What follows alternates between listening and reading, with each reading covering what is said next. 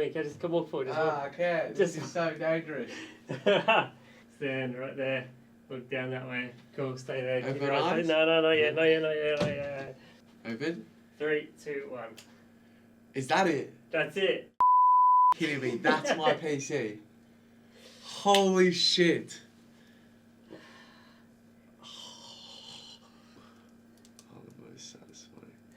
Dude, this looks... I did not ever imagine it to come out like this. Oh, that's so satisfying. And then... Hey guys, welcome back to the channel. My name is Sean, and today we're taking a look at a gaming PC that I built and put together for my friend Dave that I work with. Snap, David. We only had about $1,000 to spend, and he mainly plays at 1080p resolution, a lot of esports games like CSGO, Valorant, Warzone, that kind of stuff. And I think for the money, we've built something that absolutely looks the part and performs really well as well. So if you guys enjoyed this video, don't forget to chuck it a like, get subscribed. Let's try and push for 10,000 subs next year. Links to everything and all the parts that I use are all down in the video description as well. Merry Christmas and happy holidays. Thanks to everyone for all of your support throughout the year. And let's begin.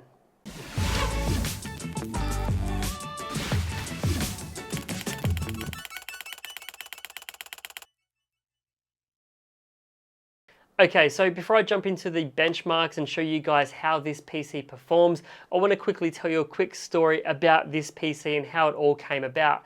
Basically, my mate Dave, who I work with, approached me about building a PC, and he wanted to sort of emulate that $1,000 PC build that I did a little while ago and buy all of the parts on Black Friday. So he basically bought everything and also got a keyboard and mouse and only paid about $850. So that PC had a Ryzen 5500 CPU and a RX 6600 GPU with 16 gig of RAM and a 512 gig SSD. But my mates at Silicon Power and Deepcool have come in clutch after the fact, so huge shout out to both of those companies, I guess, who I've worked with for a while now, because what they've done is actually sent over this awesome case. So Deepcool sent over the CH370 case in black, which looks absolutely awesome and has this cool little headphone holder at the front here. Quite an interesting front panel. They sent over the CPU cooler. This is the AK400 Air Tower CPU cooler. And then the fans, these are the CF120s that are very, very new.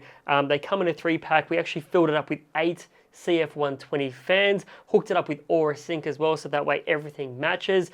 And I think aesthetically this case and these fans look absolutely awesome, and it performs really, really well. And because we've got so much cooling and so many fans, we can run them at a really, really low speed so it doesn't create a lot of noise, but while we still get all of that airflow. So thank you so much to Deepcool. And I think aesthetically as well, the RGB on these fans looks absolutely sick with that, you know, that RGB ring around the outside.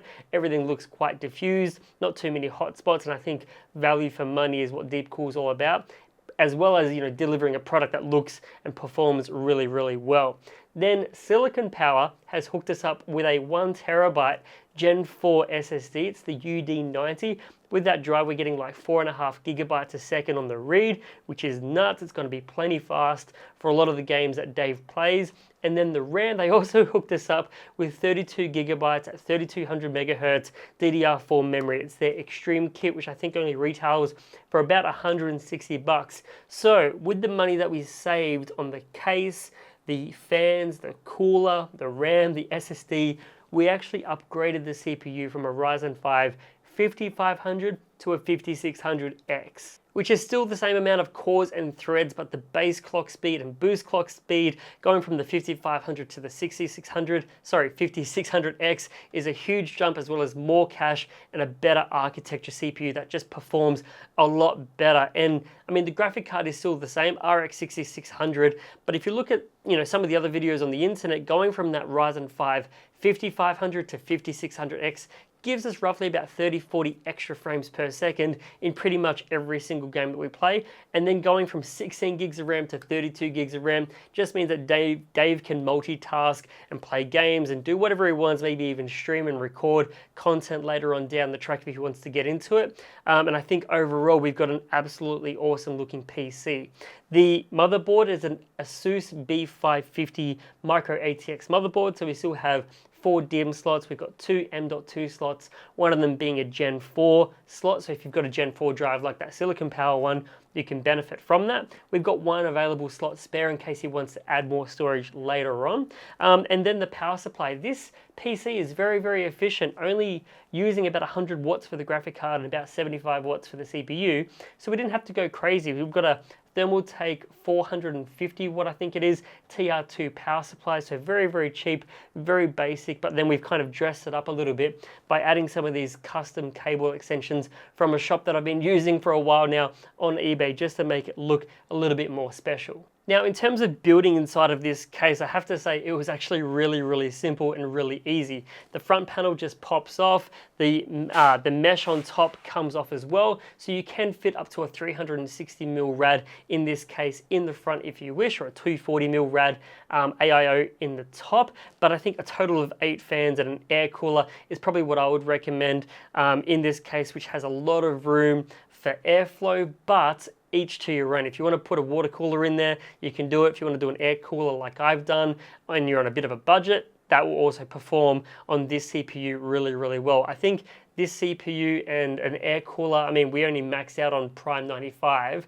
at roughly about 65 degrees Celsius, which is not much at all. So big thank you to Deepcool and Silicon Power for, I guess, sending us these parts so we could actually upgrade the CPU to a better CPU for Dave, giving this PC even more performance. And I think overall it's turned out really, really well. Now I'm going to read you through some of the results that we got in each of the games that my mate Dave plays, and all of these games were benchmarked at 1080p, low to medium settings, as you can see on the screen, starting with Apex Legends. So as we know, it's a very competitive game. You want a high frame rate.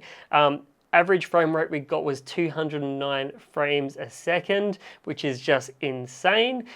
Call of Duty Warzone, we've got 141 frames a second, which is a very demanding game, but still performed very, very well. Valorant, we got 405 frames a second in a game, which is just crazy. Fortnite, we got 188 frames a second. And then CSGO, lastly, we got 334 frames a second. I didn't bother benchmarking League of Legends because, as we all know, that game can pretty much run on integrated graphics and be perfectly fine. But in those competitive first-person shooter, style games, Fortnite being the exception, that this PC at this price point performs really, really well. And you don't need to have 32 gigabytes. It was nice that it was there. And in all of my testing, I didn't actually see it use more than about 10 gigabytes of RAM when we're actually playing games. The graphic card, the RX 6600, at 1440p even, this PC still performed at over 60 frames a second across all of the games. I think we're getting around about 80, 90, 100 frames at 1440p and roughly about 50 or 60 frames at 4K. But I guess this PC is really aimed towards those of you who want to game at 1080p, game at 1440p on low to medium settings. And if you're happy with that, then this PC is going to be absolutely fine.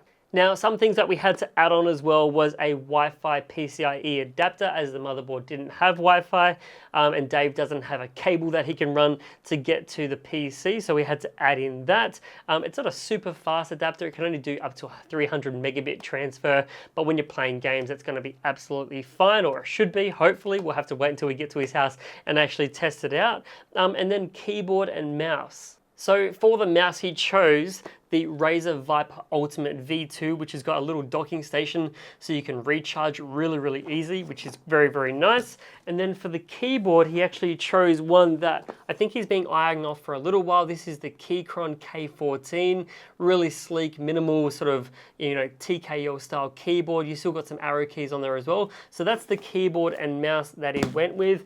And then one thing that we've done as well, or I've done, because we did have a little bit of available budget, we're going to add in a mouse pad. So this is from Rocat. This is their Sense Core. What's the dimension on this one? 900mm by 420. So it's going to be hopefully wide enough to cover his keyboard and mouse and give him plenty of space on the desk, so that way he can, make sure he's hitting all those flick shots and being a sick gamer. So they're the peripherals to the PC. The monitor he already has, headphones already has, so really nothing else to buy other than the PC, the keyboard, and the mouse. So once again, big shout out to Deepcool and Silicon Power for sending us over these parts. I actually really do like Silicon Power and Deepcool. I know that I've probably used their hardware and I've talked about them a lot, but that's generally because I do prefer value for money and good performance, and I feel like Deepcool and Silicon Power have found that balance. And if you're on a budget, honestly, they are a very, very good brand.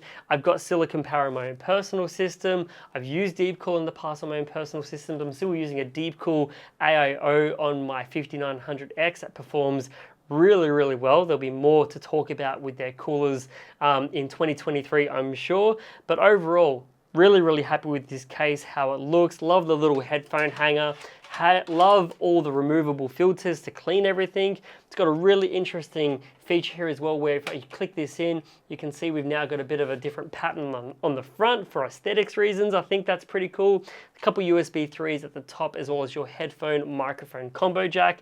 And yeah, I love the fans. These CF120s, a lot cheaper than some of the other brands from like Corsair and Thermaltake, but still give you really, really nice aesthetics inside of the PC. So I can't wait to see what he thinks. Hope you guys enjoyed this video. Make sure to chuck it a like, get subscribed, and I'll see you guys in 2023. Happy New Year, stay safe, and look after yourselves. Okay, see you later.